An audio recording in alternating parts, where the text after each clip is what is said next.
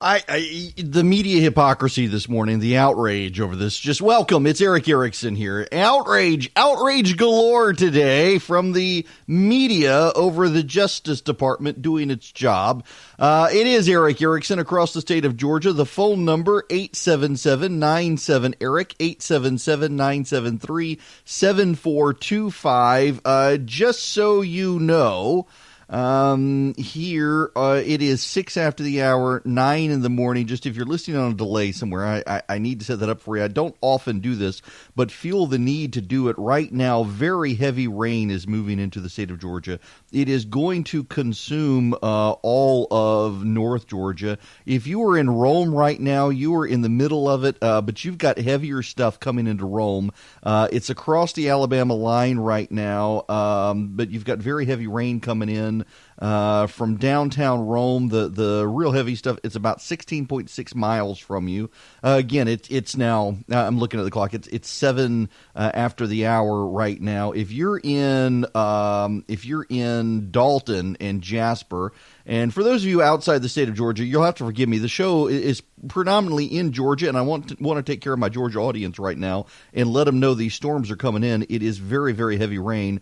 Jasper is on the outer edge of it. The rain will be impacting Jasper here in just the next few minutes. Downtown Jasper is about 5.4 miles from the outer edge of this. It'll be light in there. Dalton, you are consumed in it right now, and you're about to come out of it for a little bit, but you're going to get some more rain here in a little while. If you're over in the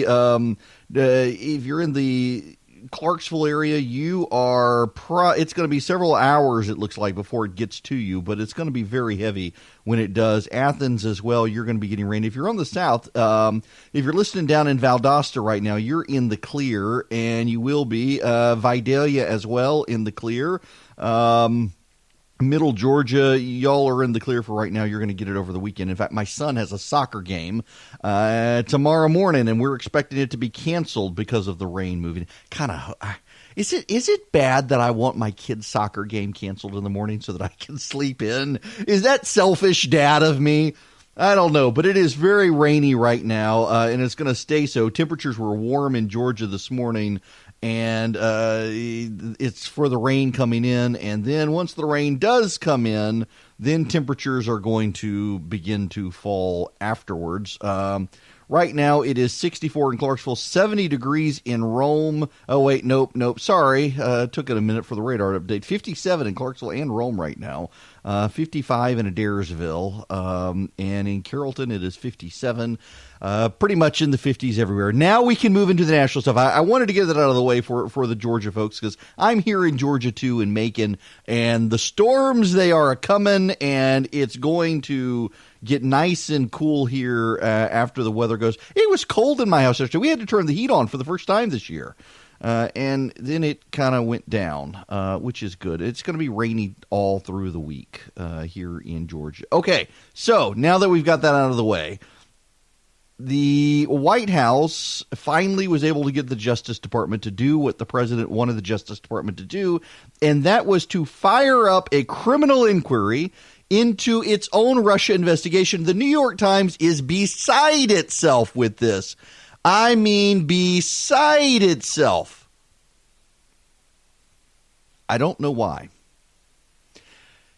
Let me tell you what William Barr did. The two least understood politicians in America today, I think, are Lindsey Graham and William Barr. And, let me step back for just as an aside, and we'll get to this. Lindsey Graham has this impeachment resolution in the Senate where 46 now Republican senators have come forward and said they condemn the House impeachment process. They want it out of the shadows.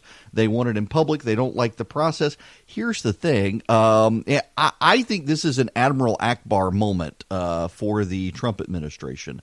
I really do. I think that this is a situation where Lindsey Graham is doing this, and it can allow these Republicans cover later. It's a trap.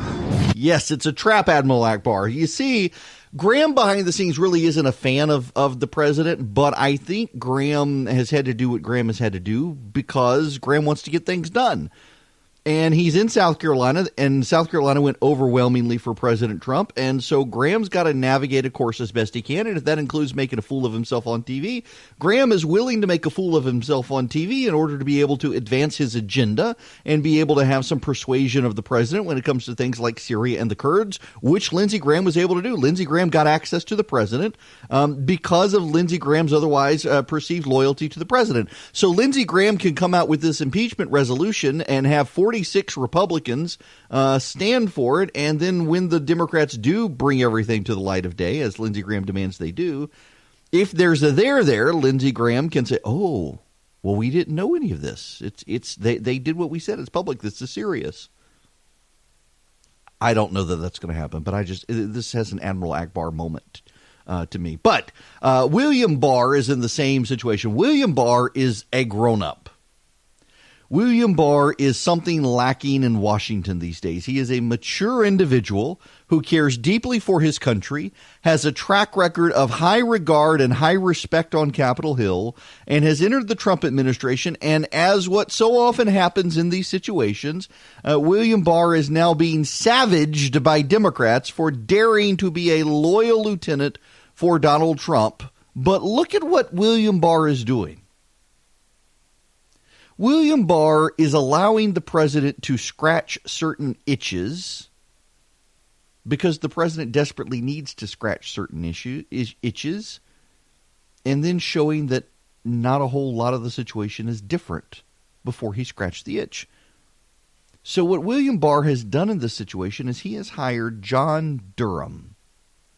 John Durham is highly regarded and highly respected right now. Well, he's about to have his character assassinated by the media, but Durham is the U.S. attorney in Connecticut. Durham has a reputation for shutting down the mob. He's the guy who investigated the CIA torture situation, so he's got street cred with the Democrats there. He's broken up mafia rings. He is well known, highly regarded, and Democrats have loved him in the past. So William Barr has put this guy in charge of the operation. So the Democrats can't attack John Durham. They can't do it. And the reason they can't attack John Durham is because John Durham has a history of undermining the credibility of Republican administrations, as he did on the CIA torture memo. John Durham's existence during the Bush administration was a thorn in the side of Bush administration officials, and the Democrats loved him for it. That's who William Barr put in charge of this. You can see the chess pieces being moved on the board, can't you? William Barr puts John Durham in charge of this, who the Democrats have high regard for, who is known to have investigated Republican presidencies in the past and Republican officials. He's been known to break up mob rings. He's a straight shooter. So to the president, it appears that William Barr has put his top man on the investigation. To the Democrats, he's put in charge a man willing to go after Republicans, so he's clearly a straight shooter. So what happens when John Durham turns something up? Well, Durham has converted his investigation into a criminal investigation, and that matters. The reason is because right now, until it became a criminal investigation, the only thing John Durham could possibly do was ask people to voluntarily come forward and talk to him and review government documents. Now it's a criminal investigation, and John Durham is able to subpoena people and put them on record and get them under oath and have them tell him the truth. We already know there were questions about Lisa Page and Peter Strzok. Mike Flynn's legal team has come out and said that Lisa Page edited his conversation with the FBI to make it look like he lied when he didn't. Okay, so let's get Lisa Page and Mike Flynn under investigation. What happens if John Durham re-indicts Mike Flynn? Because it turns out Lisa Page didn't edit the transcript. What happens then? Well, the president realizes that Mike Flynn played him. But what happens if he indicts Lisa Page and Peter Strzok? What happens if he does that? As the president's supporters believe something there. We've got a straight shooter. The Democrats are coming after him. All the president's men are defending John Durham. You've got all the president's supporters defending John Durham. They're banking their hopes on John Durham. Are they all of a sudden going to flip on John Durham when he doesn't give them what they want? Now, some of them certainly will. We see this all the time. Someone is a Trump acolyte. The moment they criticize the president, they're thrown under the bus. We will certainly see that with some, but not with most. With a lot of them, they will have to say, maybe there really isn't a there. So many people in Washington, D.C. have hung their hats on conspiracy theories, and I'm not talking about the Republicans. This is a bipartisan situation. So many people have hung their hat on conspiracy theories. The Democrats believe by faith, it is not a factual belief. We know this from the Mueller report. It is by faith. Democrats believe that the Russians and the Trump campaign collaborated to steal the election, and Bob Mueller says that is not so, and by faith they still believe it. So many Republicans are convinced that the Democrats went out via the Obama administration and got the Christopher Steele dossier and used FBI resources to advance the Christopher Steele dossier, to drive investigations off the Steele dossier and move forward. So here comes John Durham to call BS on both sides, or not, or only on one side. And I think it's very telling as to which side may get hurt. Because it's the media out there really upset by this. In fact, you know which segment of the media are the ones most vocally opposed to John Durham moving forward? It's the ones who use the Steele dossier. Now, I have long said the Steele dossier was not as big a deal as people expected it to be. It was designed to undermine the president, but the president still won, so it wasn't a very effective document. But the Democrats have still tried to dribble information out of it to continue to perpetuate the narrative that it wasn't that Hillary Clinton was a terrible candidate, it was that Donald Trump was in league with the Russians. And to that extent, it does need to be exposed. And I find it very notable that some of the reporters who are the loudest people opposed to John Durham now looking into this with a criminal investigation are the reporters who most relied on the Steele dossier to try to destroy Donald Trump. There's an outside Democratic group, Fusion GPS. You've probably heard about it. It exists in conspiracy corridors on the right as the be-all, end-all of opposition research, supposedly George Soros funded, among other things. Fusion GPS actually is a bad group. Fusion GPS is a group that does opposition research on Republicans, and a lot of the people who work for Fusion GPS are reporters, and a lot of the people most friendly to Fusion GPS are Washington reporters, and they all hate Republicans, and they've created this feedback loop where they can funnel information to each other and get it into the media. Because Fusion GPS is treated credibly, the information can be BS, but they can say, look who my source is. Oh, they're from Fusion GPS. They're top notch. Let's run the story. Who cares if it's true? We got it from Fusion GPS. And that's what happens. And it's a cyclical thing. It happens repeatedly. It always happens against Republicans. And here comes a highly regarded investigator who now has a criminal investigation and subpoena power, who can't bring in reporters, and this is the key here. He's not going to bring in the reporters and demand their sources. He can't do, he can try, but he's going to get nowhere with this. And he's not going to do that. But the Fusion GPS guys have refused to speak candidly to Congress. He could go there. He could go ask them questions. And when they take the Fifth Amendment, they're not criminalizing themselves, but he certainly knows there's a there if they're going to refuse to talk. And he can dig more and seek more information. And that ultimately is why so much of the media is outraged, because they know the gravy train of anti-Trump nonsense is coming to an end. There are a lot of stories out there about the President of the United States that are absolutely true. This president had an affair with a woman while his current wife was pregnant with her son. He absolutely did.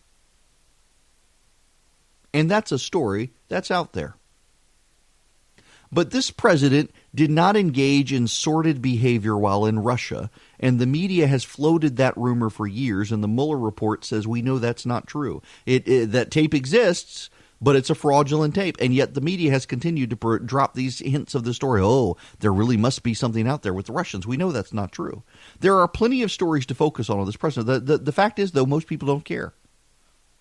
I mean, the president of the United States was caught on video saying he could grab women by you know what and do with as he pleased and kiss them. And the American people still elected him over Hillary Clinton. That was not the Russians stealing the election. That was because the Democrats elected or nominated a terrible, awful candidate. And they've never gotten over it. And they've constructed a mythology. And that mythology was based on Democratic operatives willing to peddle smears and lies, and potentially FBI agents willing to participate. And let's say none of it's true.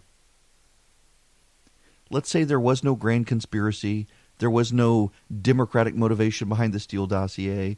Lisa Page and Peter Strzok didn't do anything wrong. James Comey and Andrew McCabe were saints and angels. Let's say all that's there too. Well, there's no better person than John Durham to find that as well. But the fact that the media is screaming like it's streaming suggests that John Durham is going to find something that the media finds inconvenient because it burns media sources. And the media will finally have to say, yes, this guy was the source of this hit job on the president that turns out wasn't true. So the vice president of the United States, Mike Pence, has gone after the NBA and Nike over their fealty to China. He should be commended for it, but man, some people are upset. Here's the vice president at a speech last night. Nike promotes itself as a so-called social justice champion. But when it comes to Hong Kong, it prefers checking its social conscience at the door. Nike stores in China actually removed their Houston Rockets merchandise from their shelves to join the Chinese government in protest against the Rockets general manager's 7-word tweet, which read, "Fight for freedom, stand with Hong Kong." And some of the NBA's biggest players and owners who routinely exercise their freedom to criticize this country lose their voices when it comes to the freedom and rights of the people of China. In siding with the Chinese Communist Party and silencing free speech, the NBA is acting like a wholly owned subsidiary of that authoritarian regime. A progressive corporate culture that willfully ignores the abuse of human rights is not progressive, it is repressive. Amen, Mike Pence. It's not progressive, it's repressive. Well, you know who takes issue with the vice president? That would be one Charles Barkley. Well, let me say this. First of all, man, Vice President Pence needs to shut the hell up, number one. All American companies are doing business in China. All American companies are doing business in China. I thought the criticism of Commissioner Silver and LeBron James was unfair. Listen, Daryl Morey, who I like, he can say whatever he wants to, but there are consequences. But I don't understand why these holier than thou politicians, if they so want to worry about China, won't they stop all transactions with China? President Trump has been taught and been arguing with tariffs for China for the last 2 years. But I think it's unfair for them to do all their business in China, and just because this thing happened, try to make the NBA and our players look bad. All American companies do business in China, period.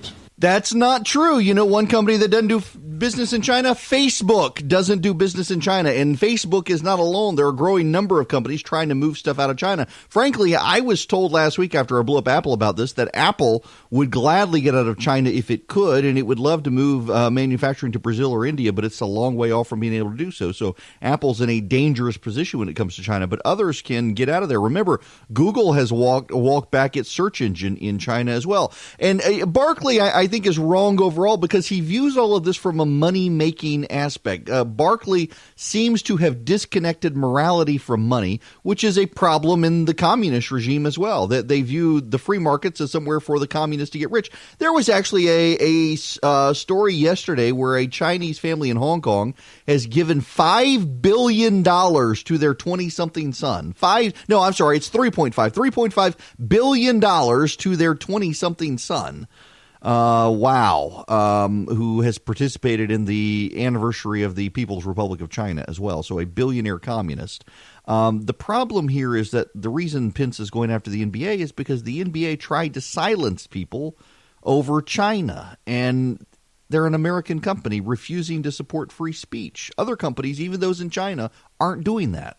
It is Eric Erickson here, and yes, the phone number is 877-97-ERIC, 877-973-7425, although the phone lines are closed right now, and I have no idea why. I suspect my call screener is home with child, so we'll get to phone calls. Just be patient. I wasn't even going to talk about this, but during the break, I just put up a tweet, and I am going to talk about it. The Washington Examiner has released the transcript of a call with Kellyanne Conway, in which Kellyanne Conway blasts a reporter for dragging her husband into a story about Kellyanne Conway. Kellyanne Conway is being considered for White House Chief of Staff. And it is a big deal that her husband is one of the leading critics against the President of the United States. I mean, George Conway is using his clout on social media to destroy the president as best he can. And Kellyanne was livid with the reporter and tore into her and thought it was off the record. And the reporter at one point says, "Do you want to go on the record with this?" And Kellyanne declines, which suggests she really did think it was off the record and that the reporter conveyed it as such. But the rules in Washington are fairly clear these days. Presume that everything off the record is on the record, and unless they specifically tell you that you're going to be off the record, presume that you're on the record. And I've had these weird phone calls with some reporters in the past where you're on the record, off the record, on the record, off the record, off the record, off the record, on the record, off the record. And the reporters have to their credit, called me back later and said, "I just want to be clear, was this on or off the record?" And we've talked. But the presumption these days has to be, with such a hostile media environment around you, that everything is on the record. Even the stuff that's off the record is going to leak out probably. So you got to be careful. Kellyanne was understandably enraged, though. And she attacked the reporter. And I got to say, I know Kellyanne. I don't really know George well. I've known Kellyanne Conway for a very long time. In fact, I took my son up to D.C. in July, and we hung out with Kellyanne in the vice president's office for a while. She's just a super person. I genuinely like Kellyanne Conway and have for years liked Kellyanne Conway. Marriage is hard. Marriage is a hard thing. And it's really appalling to see two people joined by God under such an assault from all sides. There are conservatives out there who think Kellyanne needs to throw her husband under the bus, and there are progressives out there who think George needs to throw his wife under the bus. There are tweets that George utters where people say, "Oh, he's talking about his wife today." The media reports breathlessly on the goings-on. It can't be easy. It cannot be easy. And instead of cheering on the difficulties in a marriage and particularly over politics and job, people should instead be praying for them and for the success and health of their marriage and for their children.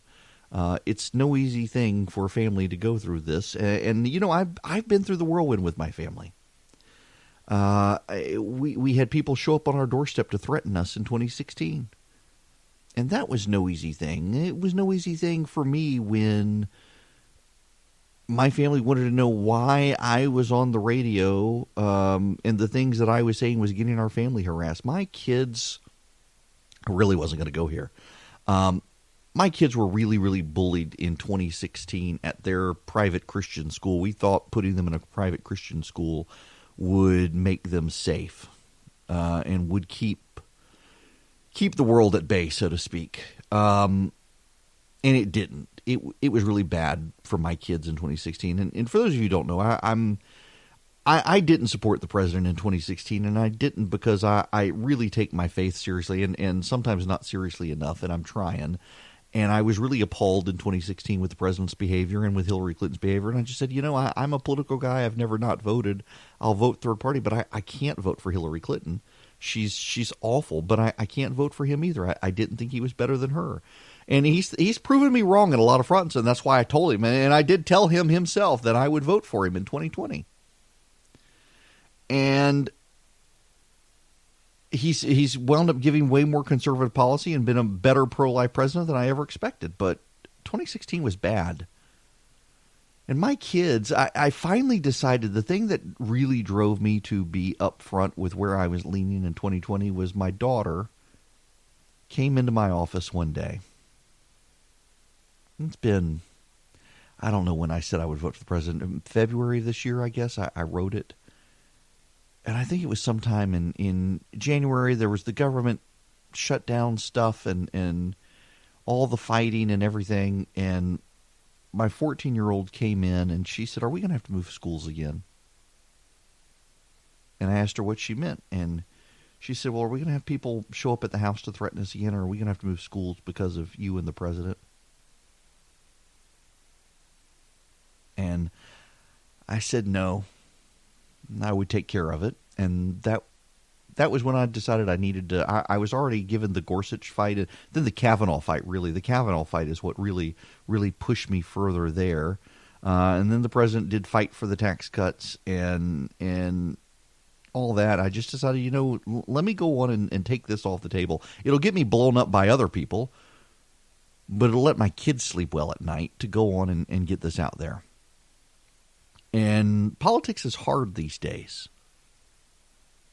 And it was hard in 2016. My wife, in large part, sheltered me from what was going on because she agreed with my position. She agreed that someone needed to be out there and say what a lot of other people might be thinking, but weren't in a position to say. And a lot of people who even supported the president were thinking privately about his character and the flaws there, but didn't feel like they could say it. Someone needed to say it. And she's got cancer and she's going to church in 2016, and a woman in church tells her she's never gotten right with going to church since.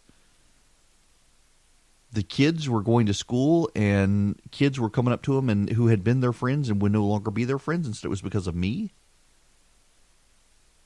Other kids in school would come up to them and say that their parents thought I was going to get shot or wished I got shot, or the kids themselves wished I would get shot. They were coming home and crying in the car on the way home. They had a 10-minute ride home, and their mother was taking them to get treats to calm down and dry their eyes before they got home, so I would never see. I had no idea this stuff was going on. I didn't know this was going on. My first clue to it was we were in a store, and a man saw me and my kids and approached, and I'm used to people doing this now. People know who I am. I'm on TV. I'm on radio. I was on city council in Macon. We live in Macon. And so I'm a recognized figure, and I just assumed the person was going to come up, and he pivoted towards my kids. And I knew something was wrong, and he began yelling at my kids. Began yelling at my kids that their father was destroying the country, that he was supporting Hillary, which I wasn't doing. People just came unhinged. They were mad at me because they felt betrayed, because they thought I was one of them, and shared their worldview. And by and large, I did share their worldview, but I interpreted through the lens of our worldview things differently. And they were really mad at me, and I got it. I never filed police charges on the three guys who showed up at our house. And a lot of people, frankly, didn't want to believe the story because I didn't file police charges. But I knew they were pissed off. They showed up to threaten my family, and I was concerned that they took the time to find where I lived and to show up on my front porch and to threaten my family. And it wasn't a physical violence threat. It was the threat of, we're going to ruin you. We're going to drive you from the radio. We're going to drive you from TV. We're going to put you out of business. That sort of threat. It wasn't a threat of violence. They were just pissed off, and I get that. And I understand people are angry now. I understand that people are really, really angry. In fact, in the next hour, I want to get into this. There's polling out for the Battleground poll, a highly respected poll, that 2/3 of the country thinks we're on the verge of a civil war. And I get it from the anger of people. But man, y'all, earlier this year when my daughter came in, and it was probably 10 o'clock at night. I think it was at night. And I was sitting I'm sitting in the chair I'm sitting in right now. And she comes in and she just wants to know, are we going to have to move schools again? Are we going to have people show back up? Are we going to have security at our house? We had security in 2016 for several months. And there was just no way. My heart broke. I was responsible for that in 2016. I took what I thought was a principled stand, and it was causing my kids to be with. My kids are now at a different school, at a smaller Christian school than the one we were at. The one we were at had become very, very worldly.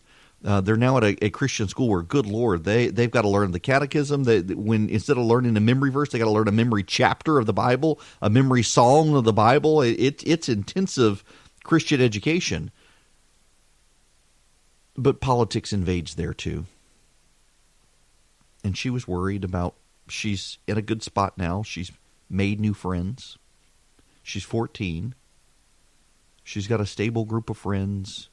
She likes her school. She's doing well in math, and she didn't want to move.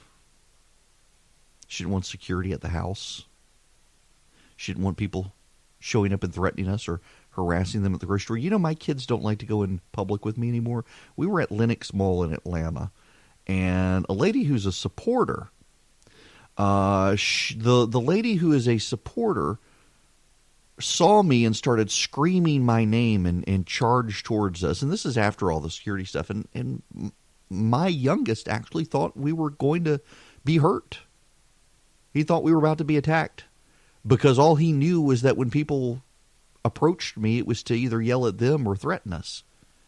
And to this day, he won't go back to Linux. This is now 2 years ago. This was 2017. And he won't go to the mall with me.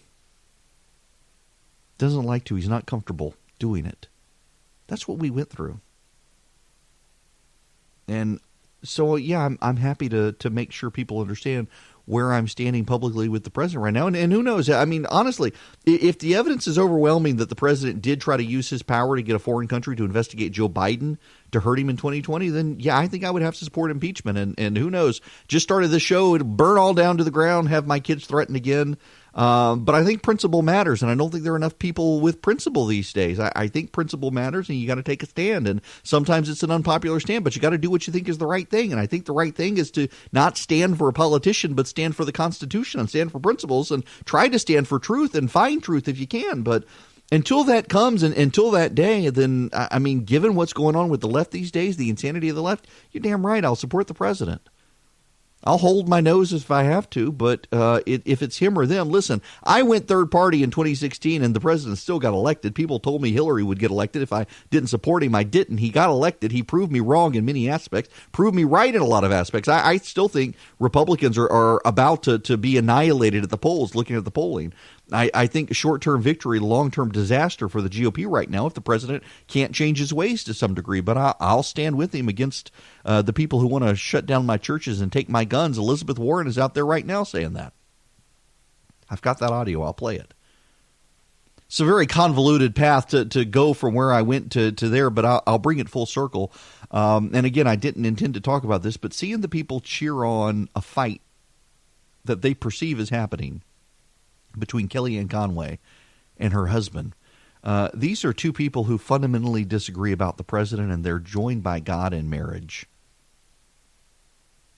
And it's an awful thing to see people out there cheering on that division, cheering on anything they perceive as passive aggressiveness between husband and wife. They've got kids.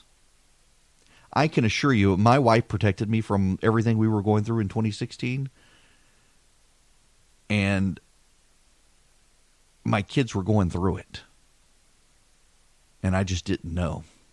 I can assure you that Kellyanne and Georgia's kids are going through it. People get so interested in the soap opera politics, they forget there are real human beings involved. There are real people. There's a real family. And regardless of whether the call between Kellyanne Conway and the reporter was supposed to be off the record or not, she presumed that it was. It's very clear she presumed that it was.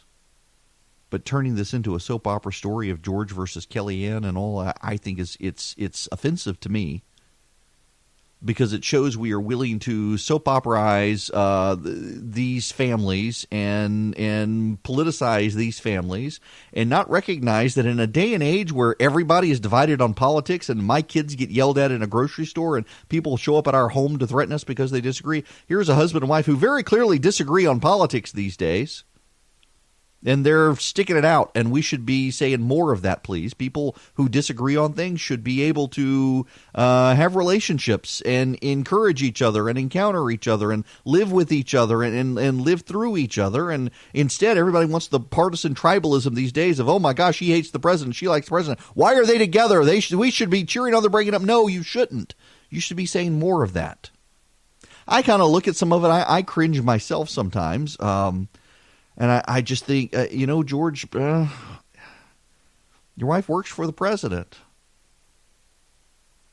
Or when I see the president going after George Congress, I think, yeah, his wife works for you, dude. But we should be encouraging people to stay together in marriage instead of the convenient breakups of marriage that we're seeing so often these days. CBS News has a big story out on consensual non-monogamy, and it's the wave of the future for marriage. No, it's not. It's a woman in love with a man who wants to sleep around on her, so she's pretending to be okay with it. People don't value marriage. We should at least be thankful that George and Kellyanne appear to, are struggling on hard times undoubtedly, but the rest of the world piling on their marriage and them, I think, is uncalled for. And having lived in the whirlwind, I understand it to some degree, and I wish more people did, and wish more people had them in their prayers, hoping that they can get through this together as a family, as opposed to cheering on the soap opera-like aspect of it. Well, I mentioned the Warren audio. You got to listen to this. It is a short clip of Elizabeth Warren. Now, where did I put the clip? Oh, my coffee hasn't kicked in here. Elizabeth Warren, listen to this. We should take weapons of war off our street. I think our ammunition point is when I've read a lot of it. We should take weapons of war off our streets.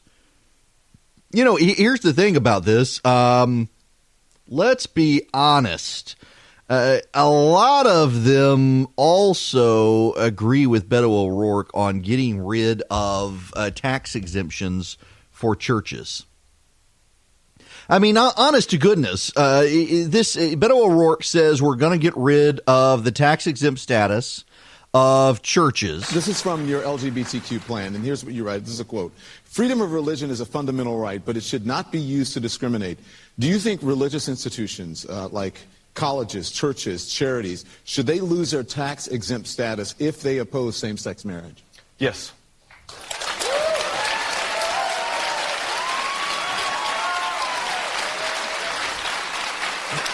There can be no reward, no benefit, no tax break for anyone or any institution, any organization in America that denies the full human rights and the full civil rights of every single one of us. And so as president, we're going to make that a priority, and we are going to stop those who are infringing upon the human rights of our fellow Americans.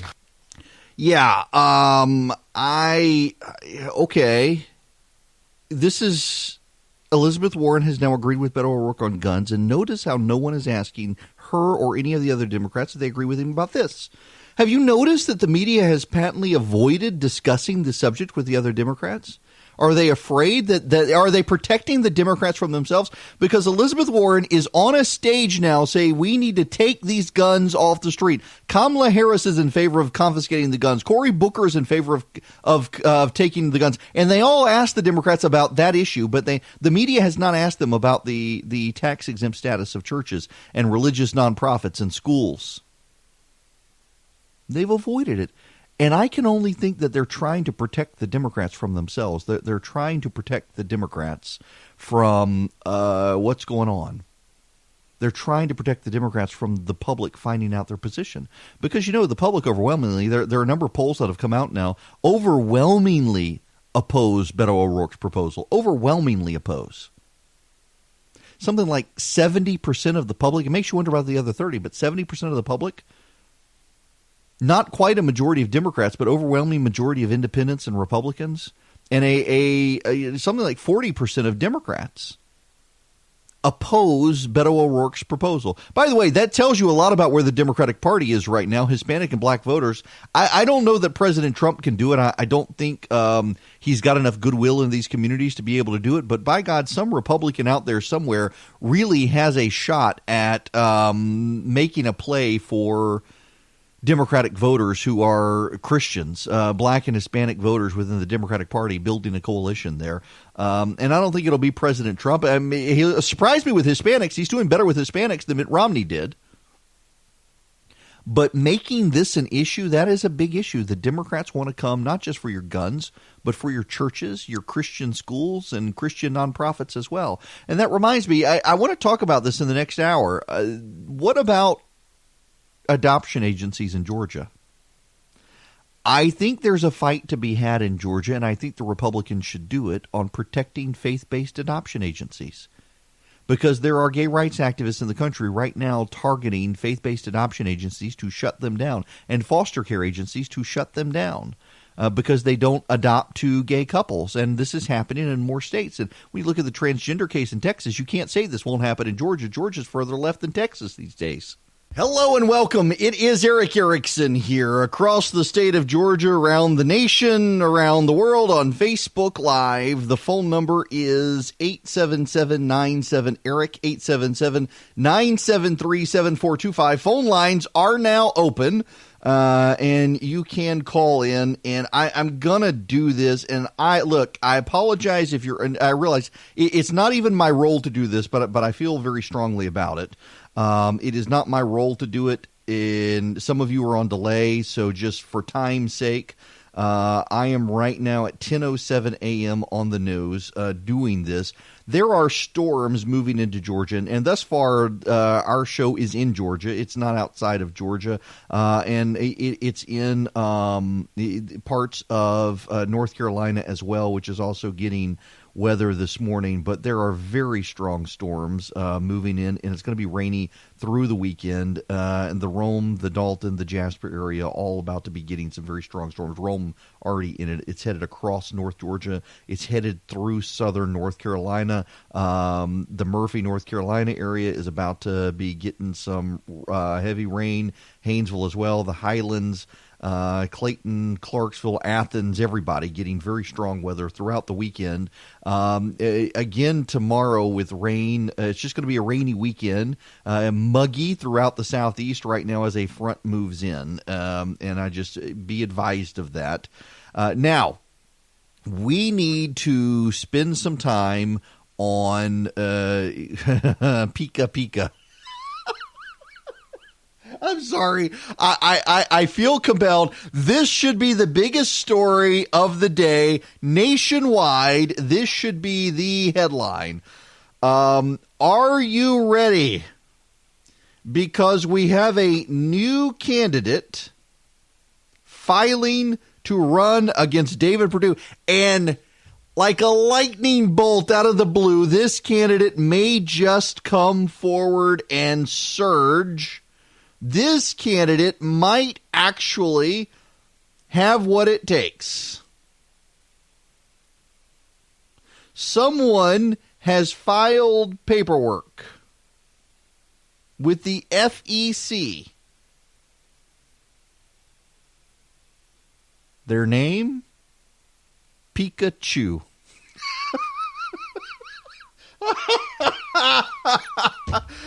This has got to be a scam. The Committee for Pokemon Yellow is going to be the name of the committee. What is 1000 Peachtree Street? Here, yep. Where is it? I'm so, I feel compelled to look this up. In Midtown, of course it's in Midtown. Yeah, I have a hard time believing this is real, but someone named Pikachu has decided to file for the United States Senate against David Perdue. They've even got an FEC number and everything. I have a hard time believing this is real. but someone took the time to actually file a candidacy for president of the United, or not president, for Senate of the United States as Pikachu. Wow. I wonder what party the Pikachu is going to. We don't know what party Pikachu will run as. I'm assuming it'll be a third party. Mercy. In any event, okay, we need to move on from Pikachu. We need to spend a little moment on impeachment because it's starting to dawn on Democrats that there are some problems with impeachment. Actually, there are some significant problems for them with impeachment. First of all, let's acknowledge that it is bad form for the Democrats to be behind closed doors now. The media has been giving them cover. And in fact, there is historic precedent, whether we agree with them or not for doing it behind closed doors. They have historic precedent. The Nixon impeachment situation inquiry was behind closed doors for 4 months before becoming public in February of 1974, where the Judiciary Committee then began drafting articles of impeachment. The original hearings, the original depositions, the original evidentiary collection was all behind closed doors and done by lawyers on behalf of the committee. It was not done in public, and once all the evidence was collected and all the witnesses deposed, then all the witnesses were brought in and everything was shaped. It was almost as if the behind closed doors was a grand jury process, and then the public process was watching the lawyers sort it out based on the grand jury and the evidence collection in public, what they oftentimes do behind the scenes. So they've got precedent there. The Republicans did this with Benghazi as well. But I think it's increasingly untenable for the Democrats to do it behind the scenes, in large part because of the calendar. We are 100 days roughly from the Iowa caucuses. There are 14 weeks before people start voting for the Democratic presidential candidates. 14 weeks. Now, the Democrats can't get anything. They're now saying they make 2 weeks ago, they floated to several of us, myself included, that they would be behind closed doors until Thanksgiving, and then they would go until the end of the year doing it in public, and then they'd pass it to the Senate in January. They're now thinking they've got to escalate it as quickly as possible. And I think they do have to escalate as quickly as possible. I mean, they really, really do have to escalate as quickly as possible. And the reason they got to escalate as quickly as possible is because the Democrats, well, they don't have to, but there's a catch. The Democrats are on the campaign trail. You've got the Iowa caucuses, and a couple weeks later you've got New Hampshire, and then you've got South Carolina, and then it's a free-for-all in March. The Clinton impeachment trial lasted 5 weeks. And the rules of the Senate compel the senators to be present. They have to be present. They have to be there. They have to sit in on that trial as jurors. They're not allowed to leave. The Senate sergeant at arms can arrest them and detain them if they try to flee to go to Iowa and campaign. They're not allowed to do it. 6 days a week from noon to 6 in the evening. What the Democrats would have to do is they would have to use the time change advantage to fly out to Iowa, campaign in the evening, and then fly back and make it there by noon during the winter when the weather is unpredictable and so flights are unpredictable. They would have to do that. So the House Democrats need to speed it up. And there are more rumblings out of the House of Representatives that maybe, just maybe, possibly, they should not impeach the president. You heard me. There are rumblings out of the House of Representatives now from some Democrats that maybe this impeachment thing is a bad idea. And the reason being is because they're thinking that the Republicans are just going to make the argument, let's settle this at the polls. And in fact, the Republicans actually have a very good argument, let's just settle this at the polls. Let's settle it at the polls. And yeah, they want to settle it at the polls. So let's do it. Let's do it that way. And I think we're probably going to see more rumblings from the Republicans on this as well as this advances, because they are going to get into January. They're going to get into January. People are already going to be voting. And the Republicans now, thanks to Bill Weld and Sanford and what's the idiot who's running? Who is that insufferable? I can't say that word on radio. Walsh, that's it. Thank you. Yes, Walsh, Joe Walsh. Yes. So you've got Bill Weld, you've got Joe Walsh, you've got Mark Sanford. They're all running against President. By the way, Mark Sanford said he would vote for President Trump. If impeachment falls through and he's not the nominee, he would vote for President Trump. The others are saying they'd vote Democrat. Bill Weld came out and said he'd vote for Joe Biden. Kind of exposes who the real Republicans are in the race. Sanford's running on principle. Walsh is running to be mini Donald Trump, and Bill Weld's running as a leftist, trying to disrupt Trump. It's not working. They're not getting traction. They don't have they do not have the time, talent, or treasure to be able to advance against the president in the Republican nomination. But still, the Republicans could turn this on their head and say, listen, guys, let's settle this at the polls. If you don't like the president, come into our primaries. Now, they can't do it in some places. South Carolina, New Hampshire, I think, and a few others have changed their rules to pretty much preclude primaries. But in most states, you can't, even in Georgia.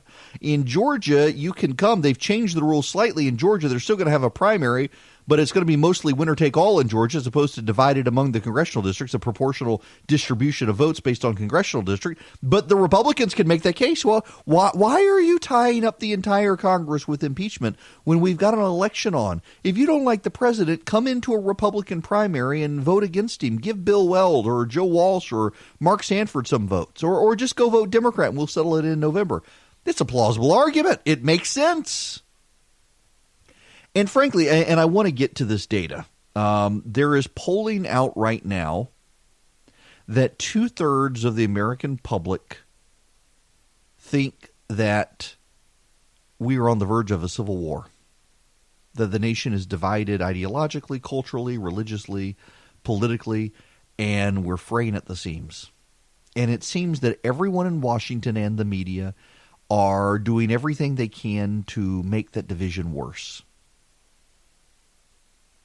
I mean, there does not appear to be a politician in Washington right now who is trying to bridge the gap on these issues.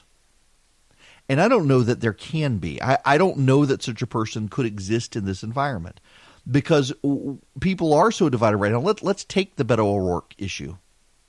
Beto O'Rourke wants to take away the tax-exempt status of churches and religious groups and religious schools that don't support gay marriage. And more than 50% of Democrats agree with that proposition. The overwhelming majority of people in the country don't, including 40-some-odd% of Democrats don't agree with that proposition. But slightly 50% of Democrats do, like 51% of Democrats do. Maybe 49% of Democrats do. It's close to 50%. I mean, that's an issue that really divides Democrats from everyone else. But it's a divisive issue.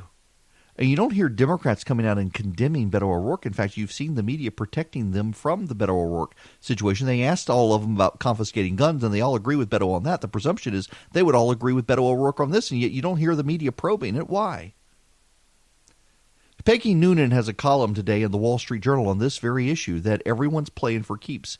Everyone's playing for a level of big majorityism control, to heck with everyone who disagrees with us, go big, go home politics, and if you don't like it, well, shut up.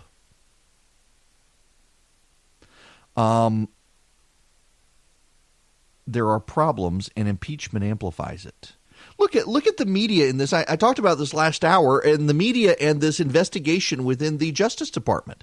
The Justice Department is pushing very hard now for a criminal investigation into what actually led to the Steele dossier and led to the idea that the president was collaborating with the Russians, when we know from the Mueller report, in fact, that that's not true. We know now from the Mueller report that there was no collaboration between the Trump campaign and the Russians, and said it is an article of the faith by the Democrats. The Justice Department has moved to a criminal investigation, and the media's like, oh my gosh, we can't do that. We can only investigate things we want.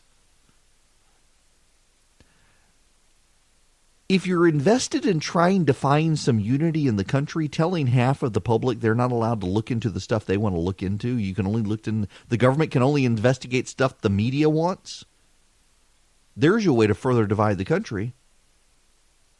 And it doesn't help to say, well, that's just because people on Fox News said it. If you didn't listen to Fox News, it wouldn't be so bad. So you mean Fox News is the most watched news network in this country. And the people who watch the most watched news network in this country understand that there's a there is smoke there at least. The president is concerned. He should be able to look into it, and you're threatening him and threatening the Justice Department and threatening their credibility because they're looking into something that might undermine your sources. Of course people are going to look at this and say this is divisive. Of course people are going to look at this and say we can't trust the media. In fact, I would say so much that the American public looks like we're on the verge of breaking up. It has a lot to do with the media these days, which has gone all in on protecting the Democrats. Look at the Katie Hill situation. Now, have you heard about Katie Hill? The story was broken at my old website, redstate.com. And I was dismissive of the story at first just because it kind of seemed gross and icky, but more details have trickled out, and there is a concern there. Katie Hill is a member of Congress who appeared to be in a throuple. Have you heard about this term, a throuple? It's a three-way relationship. It appears there was a lesbian relationship on top of a relationship with a husband, and then she started cheating on both of them with a male staffer in her office. And now she's the first woman under investigation for breaking the sexual harassment and whatnot code in Congress. And the Democrats and the media kept quiet. For a week, the story was out there. There are pictures of her naked in the shower with another woman. I have not seen I've tried to see that. They have not shown me the pictures. There are pictures out there. There are some pretty disturbing pictures. Now there are pictures of her out there smoking marijuana, doing bong hits and other things. This is a person who has some deep-rooted issues. Looks like she has some dependency issues. She's certainly got some codependency issues. And the media is doing everything they can to avoid the subject. I'm old enough to remember when the media was out trying to find pictures of Republicans doing bad things. I was down in Florida for the 2012 Republican convention.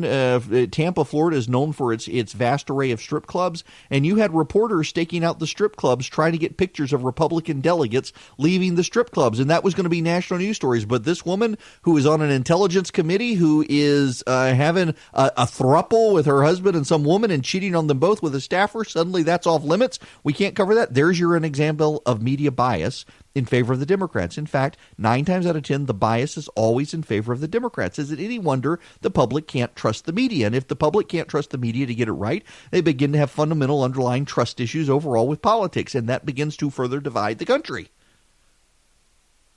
The media has a lot to do with this. And of course, the galling thing about this is the media will never admit that it plays such a big role in these sorts of divisions in the public conscience. Hello there. It is Eric Erickson here. The phone number, if you want to call in, 877-97-ERIC, 877-973-7425. Where did all this go? Never mind.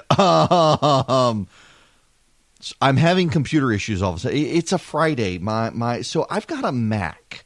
And I love my Mac. I love Apple products, even if I'm annoyed with them right now for all the China stuff. But Apple released a new keyboard design starting in 2017 with a new style of keyboard, and they're horrible. And I had one, and I had to get it replaced with a new one. And the new one now, the keyboard is so screwed up, and it's double tapping eyes and all sorts of stuff, and it's driving me crazy. And now it's random stuff. If I hold my hands just so over the trackpad without touching the trackpad, random things happen. And I keep an outline of the show, just of the things that I want to make sure to talk about, and it suddenly disappeared on me. Okay. This is it. This is what I wanted to tell you about the Syrian situation. The White House has decided we're going to move tanks and armored personnel carriers into northern Syria. Now I know this. I was talking to a buddy of mine who works for the president. Actually, directly works for the president. And he said that he feels bad for the president's supporters sometimes because the process within the White House is oftentimes a gut-level process where the president makes a decision, he announces it on Twitter. That's how everybody in the White House finds out. Sometimes it's stuff they've got to walk him back from. And he says he feels really bad for the people who they rush out to defend the president on these things only to see the president walk it back.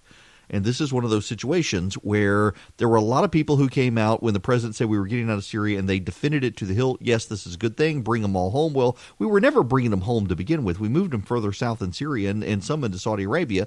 But the president said we were bringing them home, so by God, it must be true. Bring them home, bring them home. The president said we're going to bring them home. Here they come. Except they didn't come.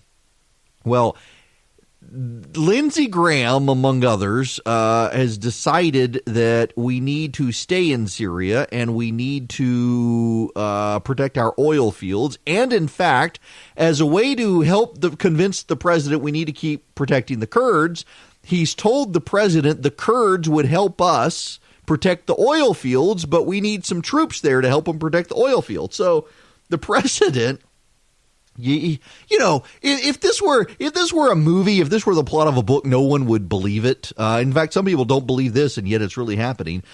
So the president has decided we will not protect the Kurds, but we will protect the oil fields. And Lindsey Graham has convinced the president that he should let the Kurds help us protect the oil fields, thereby having us protect the Kurds who are helping us protect the oil fields. He's been able to get it done. Lindsey Graham has of getting the Kurds protected, and he's got the president convinced we're protecting the oil reserves. And those oil reserves do need to be protected because Iran was going to take them over. Iran wasn't going to blow them up like Saddam Hussein did. Iran was going to just take them over and start selling the oil. So now we're protecting them. But now we've got to move tanks and armored personnel carriers to the region to protect our soldiers who are now protecting the Kurds who are protecting the oil fields for us. It's kind of convoluted, is it not? It is Eric Erickson here, and you can call in and be a part of the program if you like. 877-97-ERIC, 877-973-7425 is the phone number. The Democrats are having some serious problems with, among other things, Joe Biden. Biden is floundering on the campaign trail, and that's starting to worry Democrats who believe that Joe Biden is the only guy who can save them from Donald Trump's reelection. And there's a side point that needs to be noted here, and that is that one of the underlying presumptions from Democrats is that impeachment's going to be unsuccessful. That if they're still banking on trying to find someone who can beat Donald Trump and persuade blue-collar voters to go Democrat, there are a couple of things at play here. One, there are some underlying problems for the president nationwide in polling. It actually does look bad for the president in places like North Carolina and even Georgia's suburbs, not looking good. Florida, he's now underwater in Florida. That's a problem. In Arizona, he's underwater in Arizona. But if it's Elizabeth Warren or Bernie Sanders, I realize the polls right now show they're going to win. But polls showed that John Kerry was going to beat George W. Bush in 2004. And Bush was able to use his massive war chest to define John Kerry as a blithering idiot, and in the process of doing so, beat him with over 51% of the vote, having lost the popular vote in 2000 to Al Gore. I want to use some compare and contrast, though. I want to go back to Mike Pence, who called out the NBA, and I want you to listen to Pence, and then we're going to pivot to Biden here. These are a couple of remarks that Mike Pence gave last night. Nike promotes itself as a so-called social justice champion. But when it comes to Hong Kong, it prefers checking its social conscience at the door. Nike stores in China actually removed their Houston Rockets merchandise from their shelves to join the Chinese government in protest against the Rockets general manager's 7-word tweet, which read, "Fight for freedom, stand with Hong Kong." And some of the NBA's biggest players and owners who routinely exercise their freedom to criticize this country lose their voices when it comes to the freedom and rights of the people of China. In siding with the Chinese Communist Party and silencing free speech, the NBA is acting like a wholly owned subsidiary of that authoritarian regime. Yes, they are. Now listen to these two clips from the vice president. Because of the president's policies, America has added trillions of dollars of wealth to our economy, while China's economy continues to fall behind.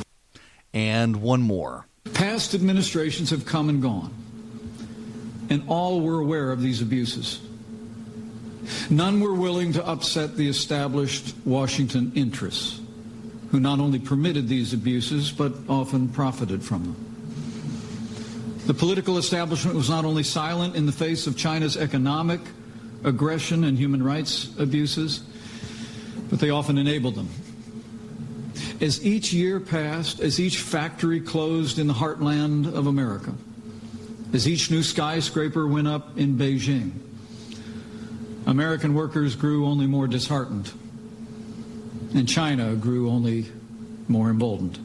Now, that was the vice president speaking with some moral clarity on China, calling out the NBA, calling out abuses in China, the Chinese economy, which, by the way, more and more economists are saying they think China's cooking the books on their economy. There appears to be a slowdown. Now, contrast that, an issue that has actually united Americans across the board, Democrats, Republicans, independents, moderates, conservatives, progressives, everyone concerned about abuses in China, everyone concerned with the NBA. Contrast that with the former vice president of the United States, Joe Biden. I've met virtually every major world leader in the last 40 years. Not hyperbole, fact. Because the nature of my work is being chairman of the Foreign Relations and doing national security and intelligence work for Barack Obama for 8 years. I don't know a single solitary one wouldn't change places in a heartbeat with the President of the United States of America. We talk about China. I said China's not our problem. China's not our problem if we invest and remember who we are. Imagine the situation. I've spent more time with Xi Jinping than any world leader had before I left the vice presidency. China is not our problem. China is not our problem. Seriously, China is not our problem. That's the former vice president of the United States. As the Chinese continue to pressure American companies to conform to the Chinese line, as the communist Chinese halfway around the world can pressure American companies to censor Americans going to basketball games in the United States of America, the former vice president says China is not our problem. It is very much our problem, and this is concerning Democrats. Democrats are deeply worried about the increasing radicalization on the left. And I shouldn't say Democrats. I should say Democratic donors.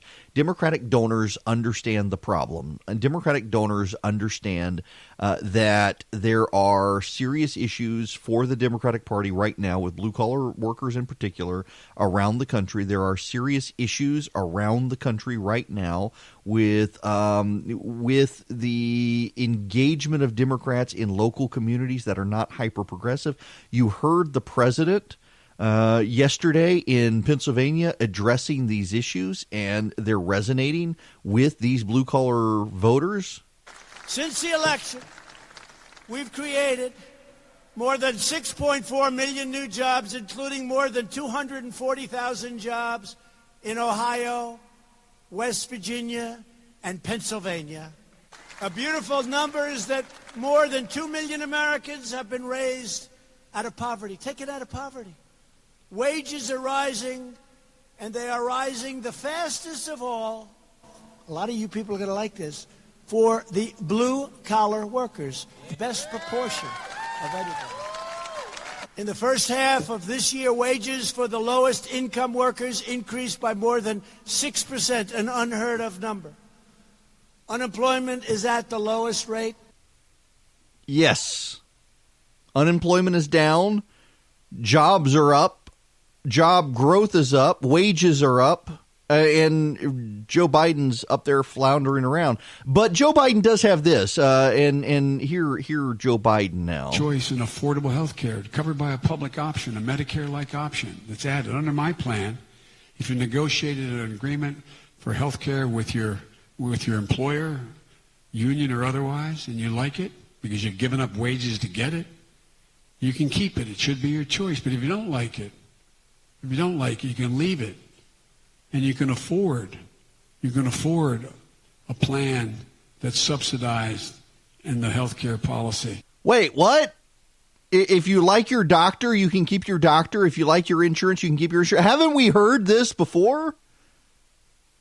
Haven't we heard this before? And Joe Biden wants to run for president on this. You know, one of Elizabeth Warren's criticisms of Joe Biden throughout the campaign, it's been a subtle criticism. She hasn't called him out by name per se, but it's been we shouldn't have to go backwards to go forwards. We should just keep moving forwards. And it's a message of Joe Biden is in the past, and we need to advance to the future. Now, there are other people out there, Buttigieg being one of them, who says that Elizabeth Warren and Bernie Sanders are in the past too, and he's the future, and that's starting to irk some of them. But it really doesn't help that Joe Biden is running on failed talking points from the Obama administration, and it's got Democratic donors really worried. Joe Biden's in a cash crunch with his campaign as well. They're spending so much money on Joe Biden's campaign right now. The consultants are getting rich, and Joe Biden is cash poor. It's gotten to the point where he's having to take super PAC money, which is something just a couple years ago he said if you did, nobody would trust you. Breaking news in the 2020 race for the White House. The Biden campaign appears to be reversing its opposition to super PAC money and laying the groundwork to accept help from those controversial groups. Super PACs are committees that can accept unlimited contributions from corporations, labor unions, and individuals. Third quarter fundraising numbers show former Vice President Joe Biden trailing the top two progressives in the race, and a new Quinnipiac poll doesn't bring a lot of comfort to the campaign. It shows Senator Elizabeth Warren in the lead, 7 points ahead of Biden. Yeah, the polling out there is very interesting right now in the Democratic Party, and Joe Biden doesn't have a lot of money to burn to be able to change some of those numbers around. Elizabeth Warren is definitely surging into the lead. The Real Clear Politics polling average is the one that I pay the most attention to, though, and let's keep this in some perspective. Nationally, Bernie Sanders has gone up a little bit. Pete Buttigieg has gone up a little bit from the last polling, but Biden is still 5.4 percentage points ahead. Elizabeth Warren in second. Biden is at 21.8. Biden is at 27.2, Elizabeth Warren 21.8. They're running neck and neck right now on this, and of course the caucuses can help Elizabeth Warren, but there's polling out there now that Buttigieg is highly competitive in distance in Iowa between Sanders, Warren, and Biden. In fact, there's evidence that Buttigieg in Iowa has surged ahead of Biden because the caucuses are such a hands-on grassroots thing, and Buttigieg has been pouring money in there to kind of make his Custer's last stand for himself. I'm looking at the polling just so you see. Quinnipiac has a poll out right now that has Warren at 28%, Biden at 21%. CNN has Biden at 34%, Warren at 15%. The Economist has Biden at 24%, Warren at 23%. The Hill Harris poll has Biden at 27%, Warren 19%. Emerson has Biden 27%, Warren 21%. And Politico Morning Consult has Biden 30%. Warren 21, which is an interesting shape up in the dynamics here. The CNN poll, very interesting. They have Biden 15 points ahead.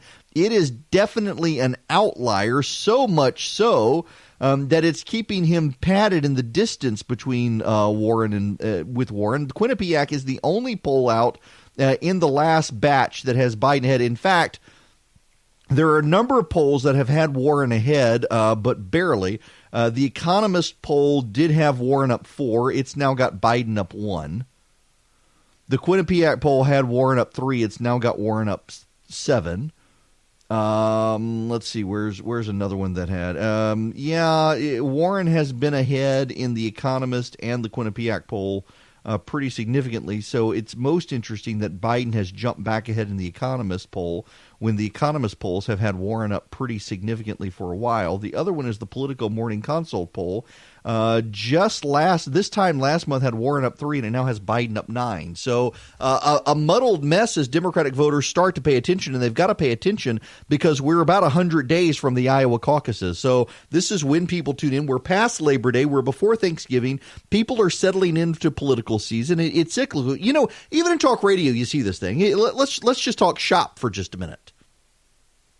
In talk radio, you tend to see big surges in elections.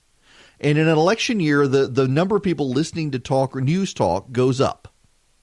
And then after the election, if your party wins, what you see is you go down in the polls. And once you've gone down in the polls, down in the ratings, people tune you out. You've won.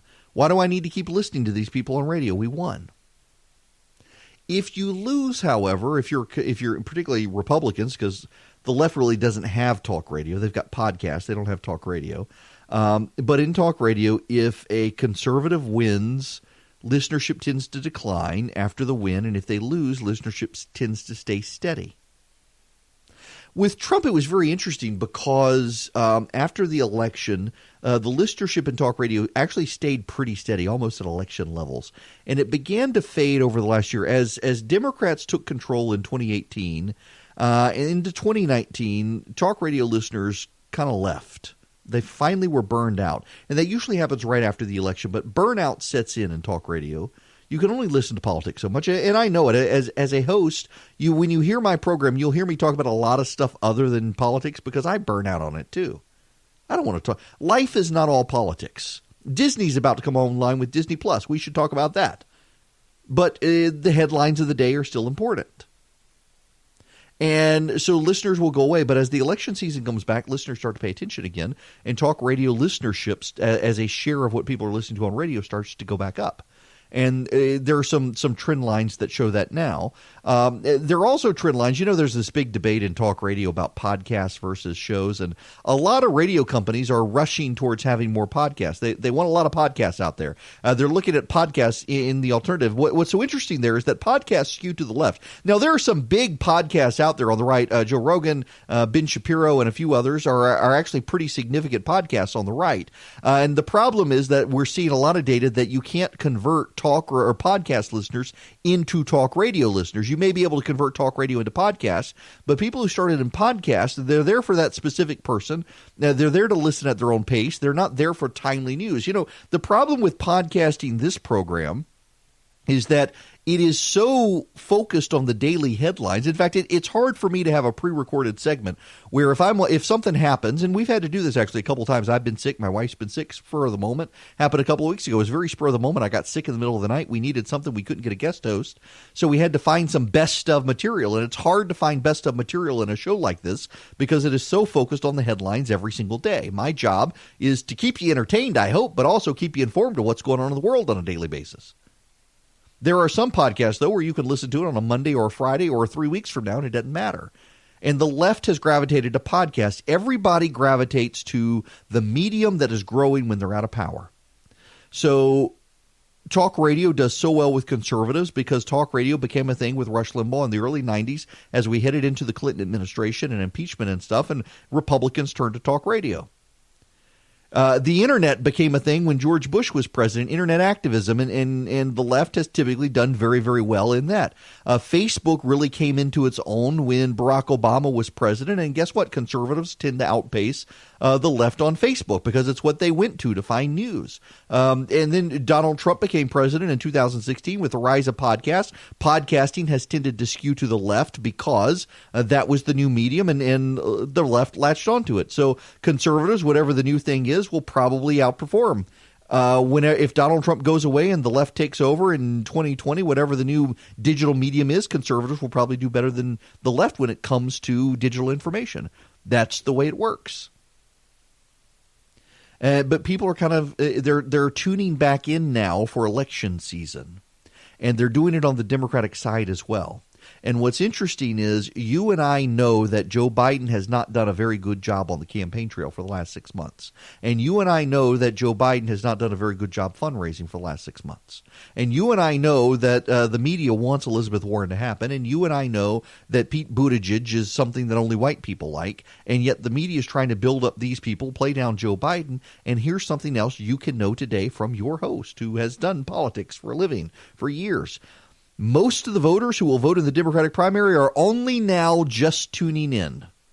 They've been dealing with Labor Day. They've been dealing with getting their kids back in school. They've been dealing with Fall Little League that's coming to an end as Thanksgiving approaches. They can now settle in for political season. They're paying attention. They don't know any of this stuff about Joe Biden has actually happened because they haven't been paying attention. And lo and behold, Joe Biden has suddenly surged again in the polls.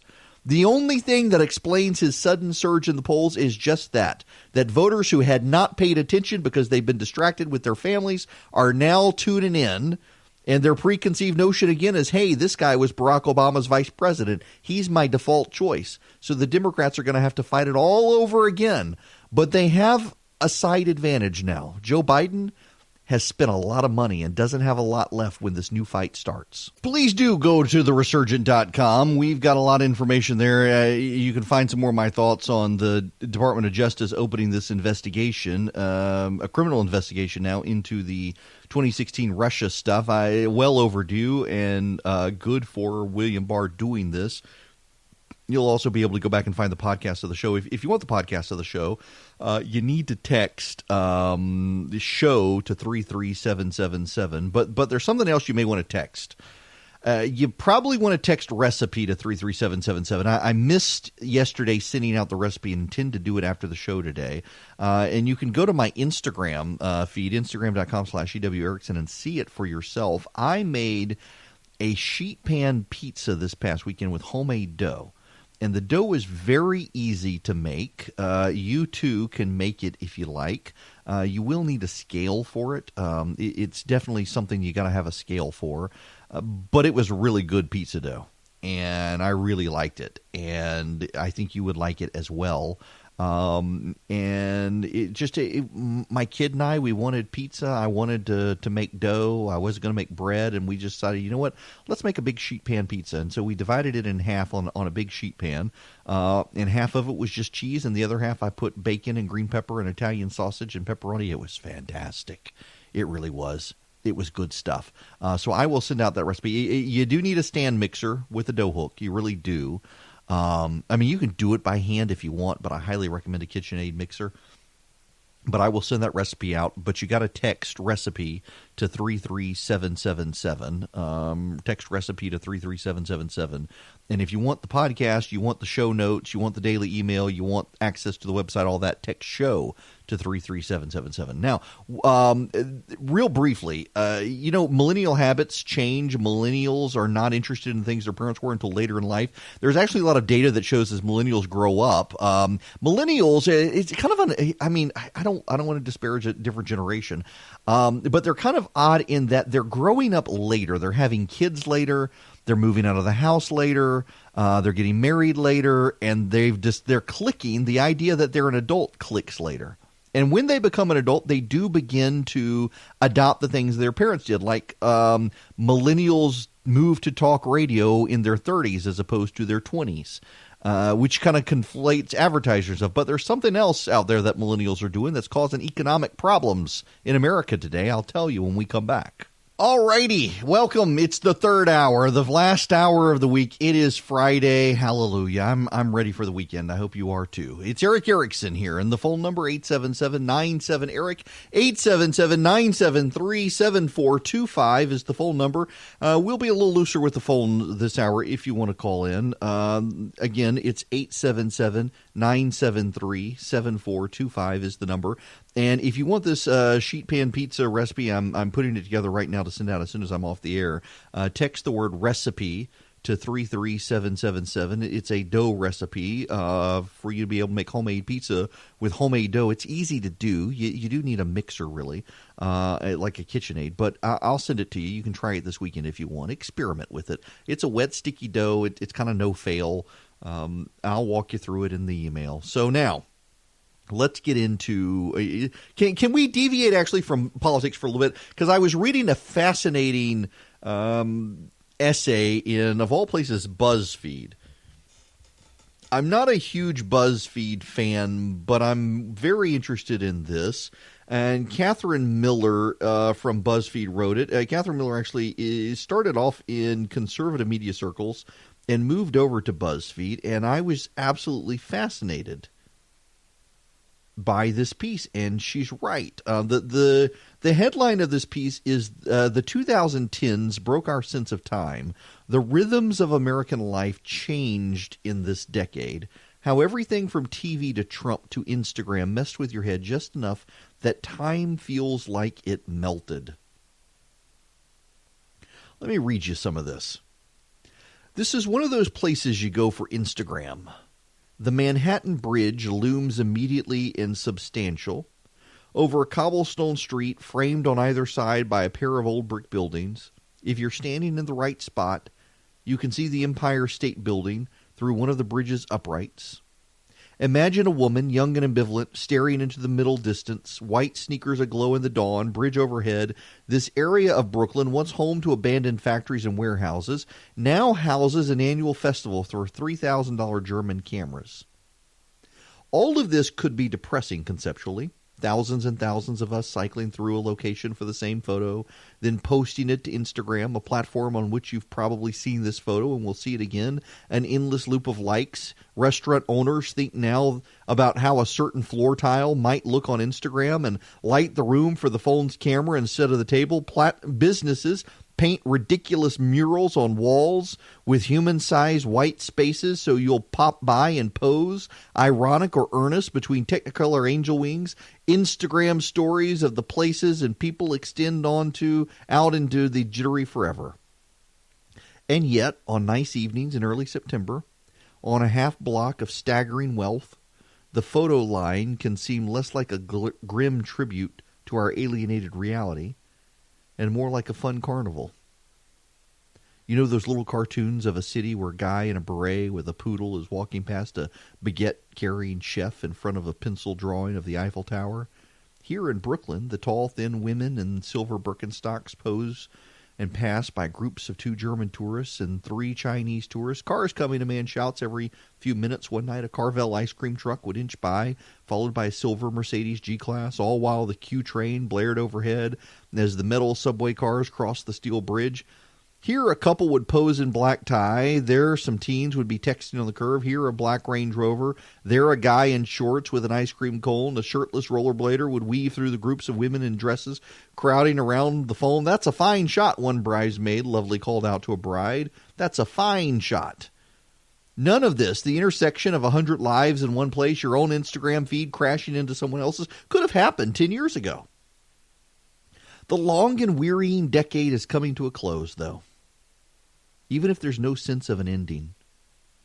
People are always saying stuff like, time has melted, my brain has melted, Donald Trump melted my brain. I can't remember if it was 2 weeks ago or 2 months ago or 2 years ago. What a year this has been. Donald Trump tells the story of 2016 again. Your Facebook feed won't stop showing you a post from 4 days ago about someone you haven't seen in 3 years. The Office, 6 years after its end, might be the most popular program in the United States. Donald Trump tells the story of 2016 again. One high schooler dances to a Mariah Carey song from 2009 in a video that loops in 15-second increments on TikTok. Then another teen does it. Then another team does it. Then a high school dance team dances that dance to this Mariah Carey song as a gym full of teens sings along in a video that loops in 15-second increments. Donald Trump tells the story of 2016 again. What was here yesterday no longer is. The touch and taste of the 2010s was nonlinear acceleration. Always moving, always faster, but torn this way and that way, pushed forward, pulled back under. As the decade closes with an impeachment inquiry, Trump drags and twists the entire country through 6 turns each day. And I'll stop reading there and say everyone else does it too. Catherine Miller points out that in the 20 months between Hillary Clinton's campaign announcement and Donald Trump's inauguration, everything from Apple Music to HBO Now to Apple News launched or relaunched. The Amazon Echo, Google Home, the Apple Watch, they finally came to full market. Publishers established the current form and tone of news push alerts you receive. Facebook launched a live streaming function that I'm on right now with a bunch of people watching. They deprioritized the function where people aired violence. Instagram launched the ephemeral, inexhaustive stories so you can share everything in between the moments you care about. Twitter introduced the quote tweet option, which formalized and democratized a function from the earlier days of Twitter and transformed every Trump tweet into an opportunity from commentary. And within a few months in 2016, both the primary catalog of millions of lives, which is Instagram, and the primary channel for news and culture, which is Twitter, switched from chronological to algorithmic timelines. All this happened while the country realized Trump could become president, and then he did become president, an experience somehow both mystifying and like watching a wet paper bag break. And she wonders how all of this got jumbled, and I've got to tell you, I've got a theory on this. In 2001, on September 11th, well, you know what? Let me back up before that. In November of 2000, we saw the United States do something it had not done in the modern era. A president got elected while losing the popular vote. Red states became a thing. Did you know where the red states come from? Anybody? Do you know where the red states come from? There's some mythology that has been created out there in the last 20 years that red was a communist thing and it was a media bias of the media tarring the Republicans as the red states because Ronald Reagan and George H.W. Bush beat the commies, and it's brand new. That's not really it at all. I ran a website for more than a decade called redstate.com, and I never really cared for the name. I wish we were right state instead of red state, but red state became a thing in 2000 because of the 2000 election. George W. Bush won the majority of the votes in the Electoral College and lost the popular vote. Al Gore could not win his home state of Tennessee, which cost him the Electoral College. It was a thing. It was a big thing. It was a thing before 2016 was a thing. It was a big thing. It highlighted a growing divide in the country, which we reaffirmed in 2016 when the same thing happened, that this was a thing, the division in the country, between urban and rural, between progressive and conservative. It was a thing, and it kind of started breaking the country. And there was a huge fight. Now, where did the red state – I digressed on there. So back in the 1960s, the media relied on the Associated Press to call the races. And the Associated Press, as color television arrived, thematically hit on something that was a hodgepodge for the various networks, and the AP began to call it as the incumbent president's White House was blue, and the challenger was red. So, for example, in 1980, Ronald Reagan committed a bloodbath on Jimmy Carter. Across the country, it was called the Reagan bloodbath. Reagan was the out of White House party, so there were red states that won, that dominated the map. But in 1884, it was the Ronald Reagan swimming pool. The only state that went for Walter Mondale was his home state of Minnesota. So there was one red state, and the entire rest of the map was blue. It was the Reagan swimming pool. Well, fast forward to 2000, the out-of-power party is the Republicans and George W. Bush, and the party that controlled the White House were the Democrats. So the Democrats were the blue state in 2000, not by virtue of being Democrats, but by virtue of their party controlling the White House. And George Bush was the red state because he was not controlling the White House. But it stuck because 2000 was the first time in the age of television and the age of mass media that a person had won the White House without winning the popular vote. And so red states became a thing. And the country shifted in that regard a few decades after having adopted the idea of red states being for the out-of-power party. And then it was reemphasized in 2016 with maps spread by Republicans who won, showing that the majority of land in this country was where Republicans lived, even if Democrats had a massive control of cities. It was a smaller landmass. And the country did begin to fracture. And the only thing that really kept the country from fracturing in the early 2000s, because it was happening, you look at Jim Jeffords in the Senate at the time from Vermont, jumped ship from the GOP, gave the Senate to the Democrats. The president had to rely on Ted Kennedy to write No Child Left Behind. Republicans didn't like it, but the president's team bullied enough Republicans, including Senator Jim DeMint of South Carolina, newly elected, to get it through. DeMint actually swore he would never believe the White House again because they made him promises to get him to vote for it, and then they betrayed him and those promises. The country began to split. And then on September 11th, 2001, 2 planes hit 2 buildings in New York City, and the world changed overnight. A very divided country became very united for a while. People forget how united this country became. And for several years, the country was largely united. But then the Democrats wanted back into power. They questioned the war, the invasion of Iraq. Things weren't going well. George W. Bush doubled down. He was loyal to people he shouldn't necessarily have been loyal to, and the country began to split again. But it split in large part because we were then safe. By 2004, we were feeling safe again. And as we moved to 2010, we felt really safe.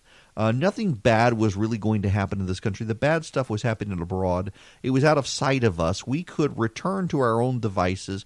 And in particular, we also saw with the Obamacare fight that Washington now was of paramount importance, and all of the fights became important. And as much as people might say that it was George W. Bush and it was 9/11 and stuff, the Obama team played a role here, too, by a deep level of arrogance to the point of suing nuns, to force nuns to pay for abortion. Little Sisters of the Poor. And so the nation began to divide again. But in those divisions, people started tuning out of politics because it got kind of nasty. The Republicans took back Congress. Nothing was getting done in Washington. And people started turning to new technology to distract themselves from the nastiness of Washington, to distract themselves of what was going on. And they turned to new things like Instagram and Twitter and Apple Music and Spotify. And then HBO Now. And technology started rising. And then Facebook started expanding and growing and culture solidifying around ideological polls, and your local community stopped mattering as much because you could go online and find new community and build community and find people who looked just like you, sounded just like you, had interests just like you, and build a community with those people, share music with those people, have those people share music with you, and find similar things with people abroad who you don't even know in person. And then the tech companies did switch from chronology to algorithm. So now I can go on Facebook right now and I can see things that happened last week with people because I haven't seen them and I got a lot of comments, and Facebook thinks I need to see what happened last week before I see what happened today. And Twitter's the same way. Something's getting a lot of buzz. Twitter wants to amplify the buzz as opposed to letting it go and letting it move on and letting it pass before me unseen. Twitter's got to make sure that I see it. And I don't know if it's today or yesterday or last week. I see people retweeting things from 48 hours ago and I think, wow, I can't believe I missed that. Let me retweet it as well. And then somebody else sees it. And other people look at it and they see it come into my timeline and say, wait, didn't I see that yesterday? And it all does become a jumbled mess. Time becomes a jumbled mess. The ability to connect to people becomes a jumbled mess. The ability to keep track of what happened, when it happened, where it happened, all becomes a jumbled mess. People recirculate things. You see now all the time on Twitter, things go viral and get circulated, and it turns out the news stories from 2 years ago. Well, how did I miss it then, and why is it buzzing now? None of it makes any sense. You go on Instagram, this is one of the things she's talking about. Instagram now, you've got these tourist traps, and they solely exist for people to put pictures on Instagram, and you see all your friends put pictures there. Well, now you want to go there, and you want to get your picture there, and then wait a second, didn't I see this picture before, or is this someone else? And it all becomes a jumbled mess, and the president, you turn on TV, and he's saying stuff that he said last week, and am I watching the reruns, or am I watching today? It's like listening to Hannity some days. I tune in, he comes in right before me in my other show, and I think, haven't I heard this before? These are the same people talking about the same thing. What's going on? It's interesting to me. We have lost our sense of linear time. Catherine's exactly right here. We have lost our sense of linear time because the algorithm reigns supreme now. And in the process of the algorithm reigning supreme, it's doing something else. It is further dividing us. And as we become even more divided in social media, we become more and more convinced that we are on the verge of a civil war. 2/3 of this country believes a civil war is coming unless somebody does something soon. And we should probably talk about that. I don't think these stories are unrelated.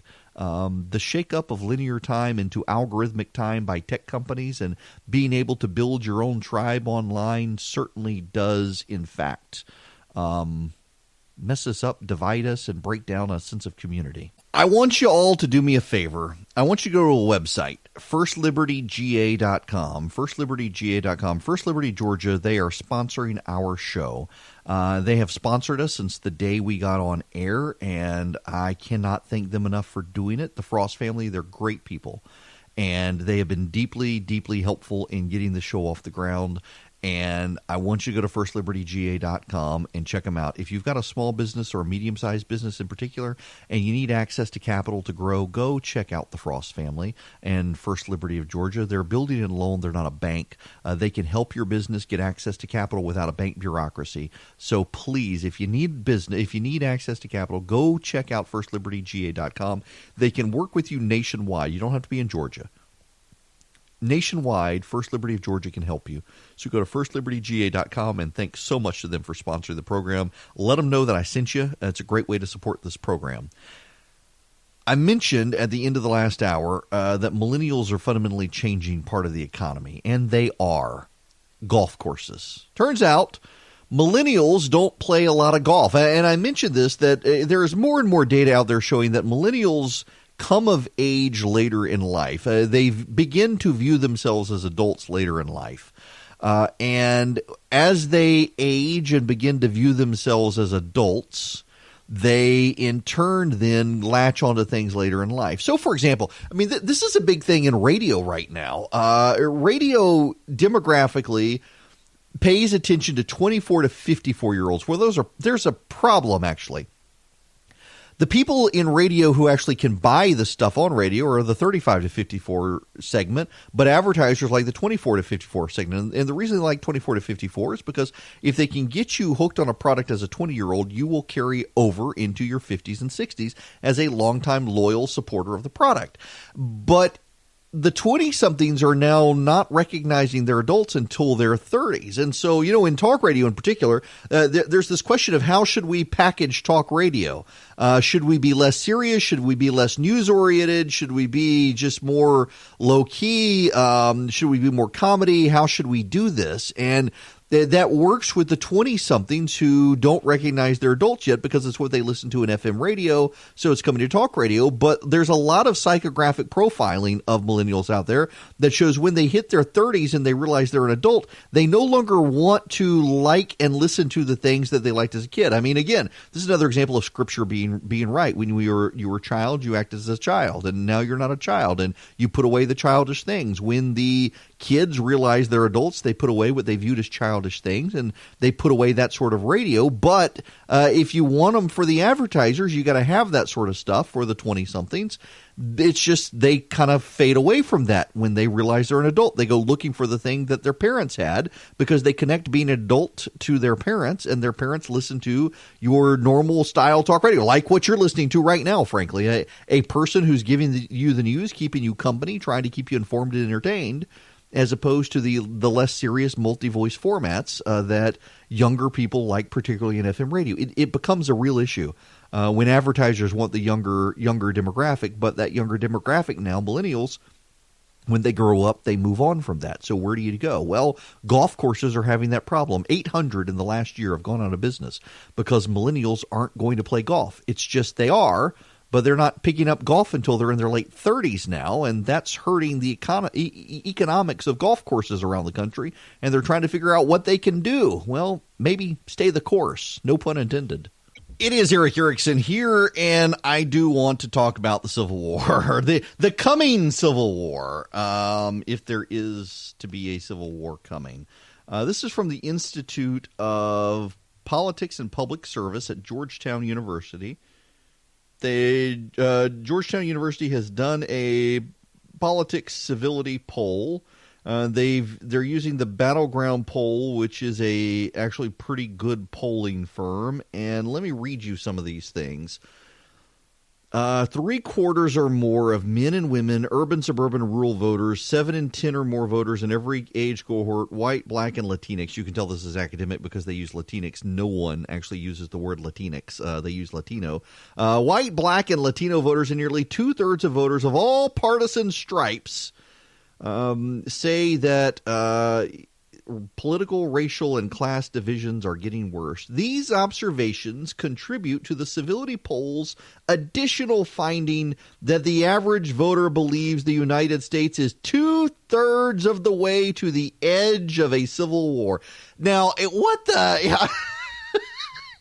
We're 2/3 of the way to the edge of a civil war.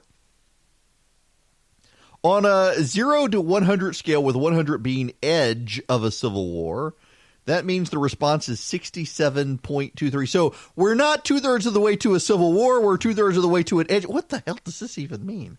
Consistent with the civility poll's finding in April, this installment of the poll reveals significant contradictions within the electorate. Voters broadly agree with the premise that our political culture has become too uncivil and lacks a focus on solutions, and that common ground and compromise should be the goal of political leaders, while at the same time, equal numbers want leaders to stand up to the other side and stand up to powerful special interests. These criticisms are not necessarily mutually exclusive, of course, but they do suggest a more complex and nuanced perspective on American politics.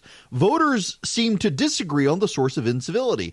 Majorities of Republicans say Democratic political leaders, social media, large newspapers, CNN and MSNBC are responsible. Meanwhile, majorities of Democrats say Republican political leaders, social media, Fox News, wealthy special interests, and President Trump are responsible. Independents single out just two actors: social media and President Trump. I'm with the independents on this. Social media and President Trump. Voters express concern and frustration about the uncivil and rude behavior of many politicians. This sentiment's across the board, but very high with women, Democrats, and African Americans. Even more than rude and uncivil behavior, voters are tired of politicians in Washington who work with powerful interests instead of standing up to them. More than 8 in 10 voters believe compromise and common ground should be the goal on political leaders. And they're tired of leaders compromising their values and ideas and want leaders who will stand up to the other side. Interestingly, this sentiment is more pronounced among Republicans and rural voters than it is among Democrats and independents, as well as suburban and urban voters.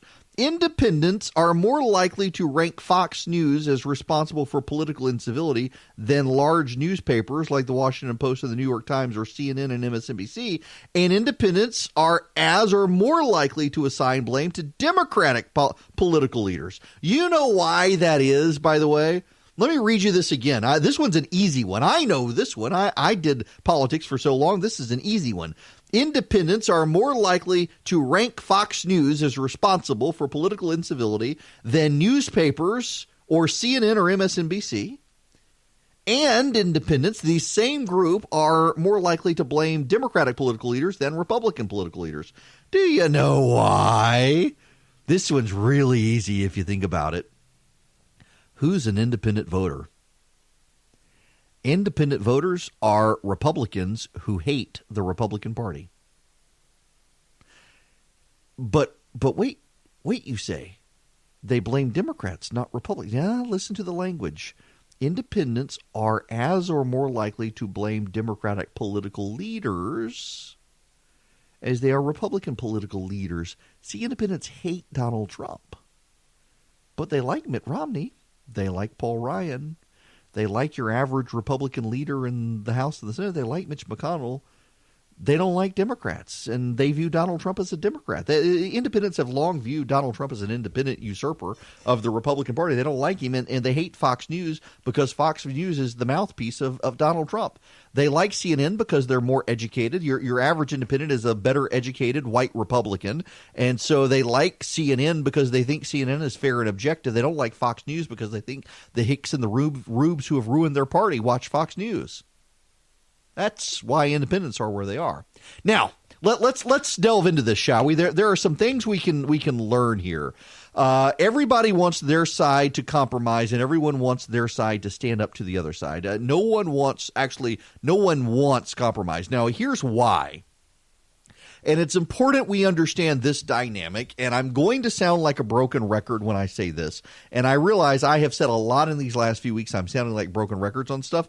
And in large part, it is because I know we keep picking up new stations and new people are listening, and I want to make sure we're all on the same page here. And here's where this is. We as a nation have forgotten about federalism. You know what federalism is. I mean, federalism is what the founders decided. The founders decided that we were at the time a bunch of semi-sovereign countries. You know, it was not until after the Civil War that the phrase the United States of America became popular. I assume you knew that, but you might not have. But yeah, prior to the Civil War, we were referred to as these United States. These United States. After the Civil War, it was the United States, the United States. Now, why? Why would that happen? Well, it was a cultural thing from the dynamics of the Civil War that the states were viewed as semi-sovereign countries. That this federation of countries got together and ceded some of their powers to a new capital, to a federal capital. And those powers were the powers designed to keep everyone on the same page in a union together against the big boys of Europe. They knew, the founders knew, that the European countries would come over and try to pick fights with everybody. They had tried the Articles of Confederation. It didn't work in large part because it was hard to get unanimity on everything. So they went with the congressional setup where they ceded limited powers to Washington. And that's why in the Bill of Rights you had to add the 10th Amendment, that the powers not expressly given to Congress are reserved for the states. Now, the Civil War changed all of this. The Supreme Court, too, before the Civil War, made the matter bad. In fact, I would argue that the Supreme Court has a greater role in playing in civil war in this country than most people want to acknowledge, from the Dred Scott decision and from the Roe v. Wade decision. Part of the reason we're headed culturally where we're headed in division is because of Roe versus Wade. Abortion is way more divisive historically in this country than people want to realize. In fact, the arguments of the pro-abortion side, and I don't mean this offensively, but it's true, the arguments of the pro-abortion side of this country mirror the arguments of the Confederate states defending slavery in the South. It's my body. It's my property. It's not a real human being. It's okay. If you don't like it, you don't have to own slaves. You don't have to have an abortion.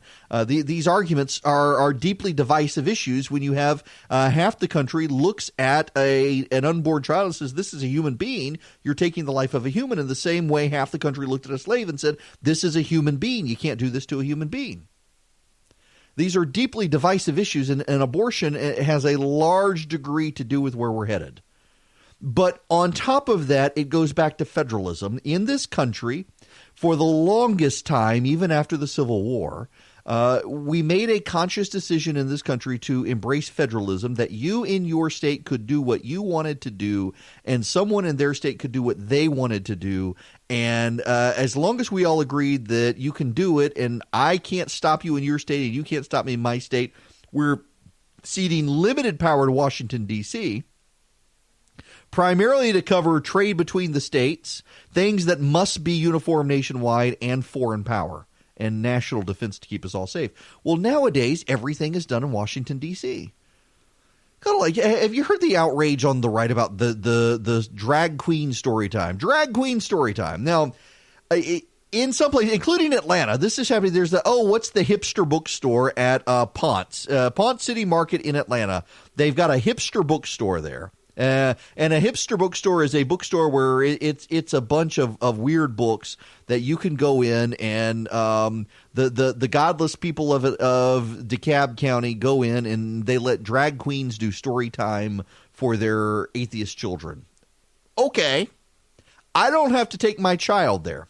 But there are some people on the right in the bro-conservative movement who have decided that drag queen story time is an abomination in the desolation of America, and that it must be smited and wiped out. And okay, I guess, but my thinking is that you can't stop the cultural rot by just having someone pass a law and say don't do it, because they're going to do it. And there's no, you're not taking someone's life. So it doesn't really classify as under the murder argument. Essentially, you're just telling your parents that you can't take your kid to see drag queens. Well, okay, not at the public library. They'll go elsewhere. And this, by the way, this was at a private bookstore. This was not at a library. This was at a bookstore. In some parts of the country, they're going to books. They're going to libraries. Librarians, you should know, tend to be a very liberal class of people, and have been at the forefront of a lot of progressive things in this country for the last 100 years.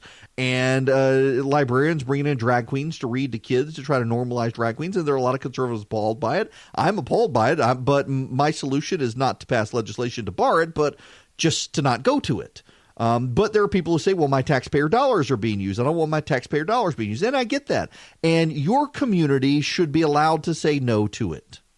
And a majority in your community should be allowed to say no to it. But unfortunately, we do have with liberals in this country the idea that taxpayers everywhere should be able to do this and force the rest of you to go along with it as well. So it's not just that your community can't have drag queen story time, but that your community must have it and must pay for it.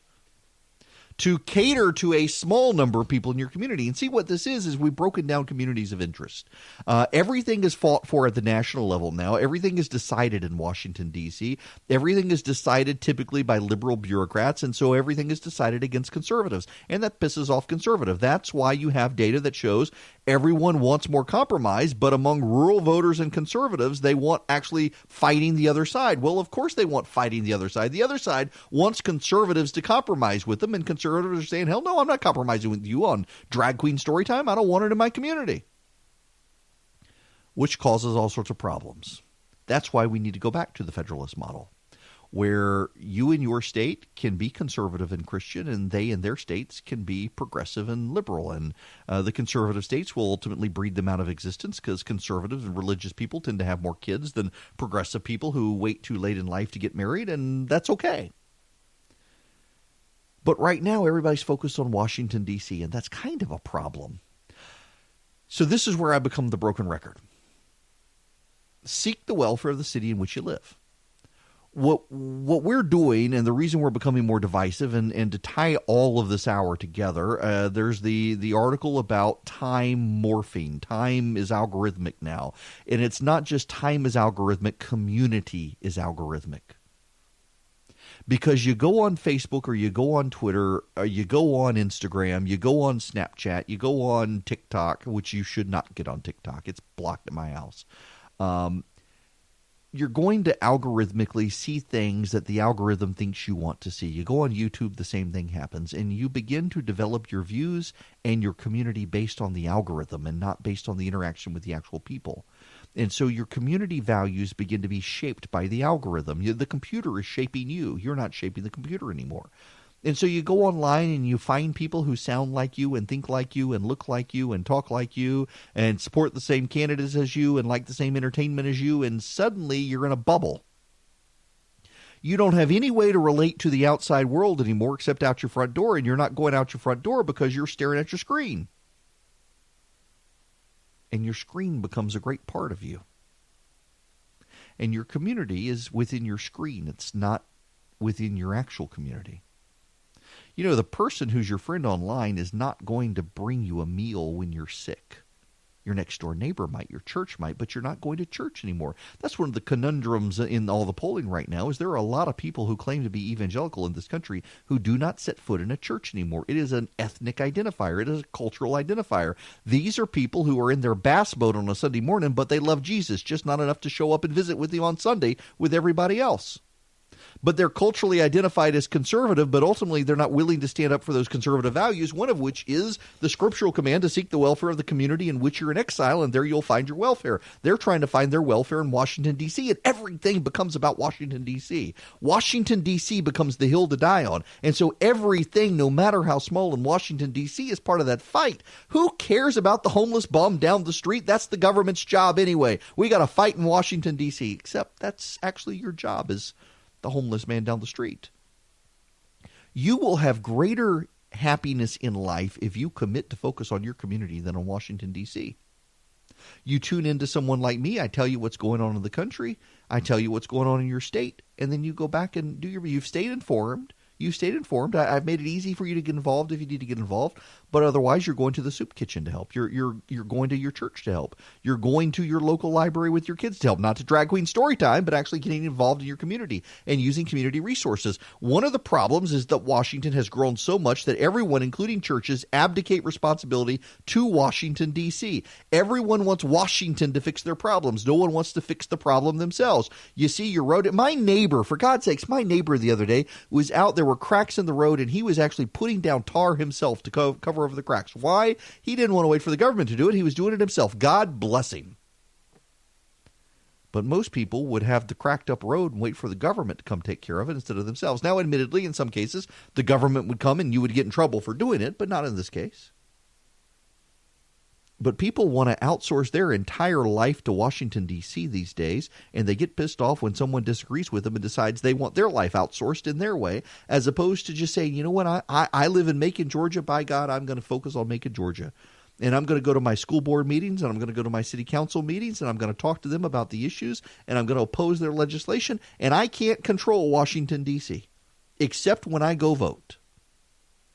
Nobody thinks like that anymore. Nobody thinks about the local homeless shelter. No one thinks about the local battered women's shelter. No one thinks about the local animal shelter. No one thinks about the local school board. No one thinks about the local library volunteers. No one thinks about volunteering on Election Day to be a poll worker. They're fixated on Washington. And in that fixation, people become convinced that the nation is about to head to civil war, because the only fight that matters is the Washington fight, and we're a 50-50 nation. If we're a 50-50 nation and everyone's focused on Washington and not their local community, the local communities are falling apart. They look at the local community and say, my God, Washington, D.C. is tearing apart my community. Why? It's the progressives or it's the conservatives. They don't care. No, Washington, D.C. is not causing your local community fall apart. Washington, D.C. is not causing your opioid crisis. It's your community. You should pay attention there. But nobody wants to, because it's not as sexy as Washington. You don't get the parade on Fox News. You don't get the coverage on Fox. You don't get it on CNN. You don't get it on MSNBC. The exposure's not there, and it becomes the problem. If you focus on your community, you have an amazing ability. And frankly, here's the thing. Let me wrap this up. I need to go to break. But if you're a Christian, if you got an eschatological view of end times, you understand that the world is against you, the world hates you, and the world is coming to get you, and the world is going to be mighty successful until that last day. So you might as well seek the welfare of your local community to bide yourself some time and pad the cushion on persecution in your local community, because Washington's not going to help you. But you engage in your local community as a Christian and show that, Christians actually aren't this insulated group of people who are just opposed to drag queen story time and abortion. They're actually there to help the homeless. They're there to help the needy. They're there to help the widows, the orphans, the poor. You can earn yourself some goodwill in your local community in a way you're not in Washington, D.C., because even the Republicans in Washington don't really like the icky Christians up there. So seek the welfare of your community, and instead of saying we're on the verge of civil war, or I'm sorry, we're 2/3 of the way to the edge of a civil war, whatever that is, well, at least in your community, protect yourself and protect your community from the discord in Washington, D.C. I'm looking at the clock. I'm in a hurry. I forgot we play that audio. Sorry. Okay. So my boss says this pizza sounds good, but he doesn't have a dough hook in his mixer. You can make it by hand. I'm putting the hand instructions in. Here's the thing you need to know about this dough, though, is that when you dump it into the sheet pan, it's going to restrict because of the gluten. So you got to let it rest for about 10 minutes. Then you use your fingers and you massage it to spread it to the corners, and it'll start pulling back a little more. And so you let it rest for another 10 minutes and you get it to the edges, and then you stick it in the oven and you par bake it, which means you bake it till it's just set, but it's not brown. And then you take it out and you top it and you put it back in the oven and you let it bake until everything is brown. It's good. If you want this dough recipe, I will be hitting send within the next 10 minutes. I'm just finishing it up. I'm proofreading. Text the word recipe to 33777, and this weekend you can break bread with someone. I'm a big believer in the idea of breaking bread with people, and I know it sounds kind of cheesy, but I don't think we as a people, and I'm terrible about it in my house as well, and I admit, given my schedule, doing 5 hours of radio a day, and then on the weekend you got Little League and soccer and everything else, it's hard to have people over to your house. It is. But I really do think one of the problems we as a country have is we don't relate to other people in our community, and we don't even have friends over anymore. If we have friends over, we go out with them to a restaurant. We're not breaking bread in our house. And, we have this problem in our communities, in our homes, where we think, oh, my gosh, I haven't vacuumed. I haven't dusted. The house is a wreck. I've been at work all week. I don't want to clean up. So the place is a pigsty. I'm not having people over. Here's the amazing thing. Their house is messy, too. They don't care. But they're not actually cooking either. So cook. Cook and have them over. Bring the kids over. Let them mess the house up further and just enjoy each other's company. We don't, as a society, spend a lot of time enjoying each other's company anymore, breaking bread. And that's one reason I do the recipe is gives you a chance to break bread, even with just your family sitting around the table having a conversation. We don't even do that as a society anymore, and that's why we seem to be coming apart at the seams. We're not talking to each other anymore, just in casual conversation, not about politics, but life. Get to know each other around the table, breaking bread, enjoy life together. That matters.